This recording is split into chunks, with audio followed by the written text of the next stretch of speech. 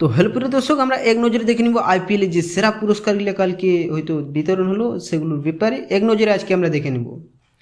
Orange cap সুদর্শন টুর্নামেন্টের সেরা সূর্যকুমার আইপিএলে কে আর কি পেল এক নজরে দেখে নেওয়া যাক। প্রথমবার আইপিএলের জন্য চ্যাম্পিয়ন হলো রয়্যাল চ্যালেঞ্জার বেঙ্গালুরু। আহমেদাবাদের নরেন্দ্র মোদী স্টেডিয়ামে পাঞ্জাব কিংসের সেরা খেতাব তুলতে পারেননি শ্রেয়াস আইয়ার। তবে গোটা আইপিএলে সেরা কারা হলেন দেখে নেওয়া যাক এক নজরে।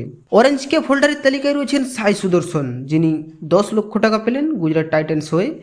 759 রানের করেছেন তিনি। পার্পল ক্যাপ প্রসিদ্ধ কৃষ্ণা 10 লক্ষ টাকা গুজরাট টাইটান্স হয়ে সবচেয়ে উইকেট টেকা, যেটা 25টা উইকেট নিয়েছেন। মোস্ট ভ্যালুয়েবল প্লেয়ার তালিকায় সূর্যকুমার যাদব 15 কোটি টাকা মুম্বাই ইন্ডিয়ান্স।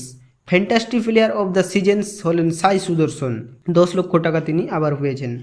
ফেয়ার প্লে যেটা হয় চেন্নাই সুপার কিং আমরা কালকে দেখতে পেলাম। Super star of the seasons young star is a Vaibhav Suryavanshi, সত্যি ভাই এটা খুব একটা ভালো।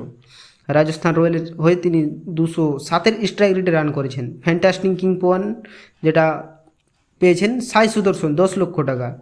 সর্বাধিক ছক্কা মারার রেকর্ডই ছিলেন এবার আইপিএলে নিকোলাস পুরানের নাম, 40টি 6 মেরেছিলেন, তিনিও পেয়েছেন 10 লক্ষ কোটি টাকা।